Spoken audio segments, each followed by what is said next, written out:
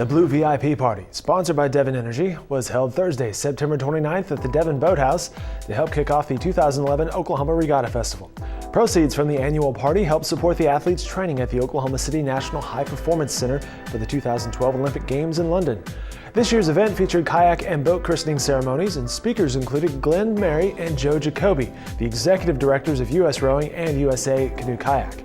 And I caught up with the Oklahoma's Jenny Carlson as she interviewed Cameron and Tyler Winklevoss, American rowers who competed in the men's pair rowing event at the 2008 Beijing Olympics.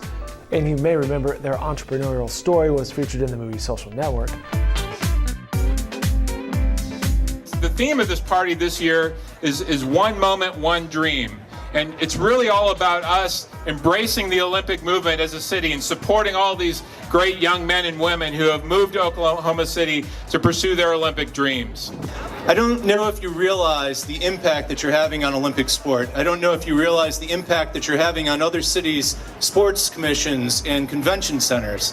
You guys are the new target that everyone is pursuing. To me, the idea that in Oklahoma City right now, there are young children who have never been in a rowing shell, kids that have never been in a canoe kayak, that are one day going to win Olympic medals from this community is just fantastic. In traditional Methodist style, you will sprinkle both of these boats, thereby christening them, I think. Oh, wait, that's on a telescope. I'll put a teaspoon on each one and we'll drink the rest.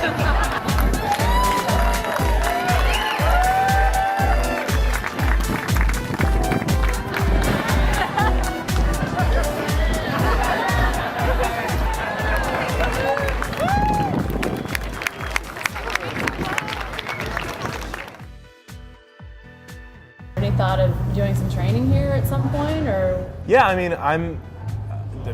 obviously would be a dream to train here. I'm not sure how that will fit in the next 9 months, but certainly if the marching orders are to spend some time here, we'll gladly do it. Getting ready for 12, you guys were obviously there in 8 and, had a great go after disappointment, but what's sort of the expectation heading into 12? The goal is to improve upon 08, so we came in 6th in the men's pair, and we felt that 4 years later, which will be 2012, that we could become more experienced, better rowers, better athletes. So we're hoping to improve upon that and be on the podium this time. It's a funny sport because you always keep improving, so if we kept rowing to 2016, we'll feel just a lot more experience. It's very rare. You won't really see a 20-year-old dominating the sport like in other sports. It actually tends to happen late in your later 20s, if not early 30s. So we definitely feel we've got a lot more strokes under our belt, a better just grasp on the sport. And it's always sort of a quest for the perfect stroke, the perfect race, which is unattainable, but you kind of feel like you get a little closer each time. So I think we're further ahead right now, and you just have to, work really hard and keep your fingers crossed, I'm a competitive racer, Div. I don't think you need to school me on the importance of getting there first. Thank you. All right. That was your father's lawyer? This is in-house counsel. He's going to look at all this, and if he thinks it's appropriate, he'll send a cease and desist letter. What's that going to do? What, do you want to hire an IP lawyer and sue him? No, I want to hire the Sopranos to beat the out of him with a hammer. We don't even have to do that. That's right. We can do that ourselves. I'm 6'5", 220, and there's 2 of me. You guys have obviously become, known faces of the rowing community. There's obviously lots of great athletes you guys are teammates with.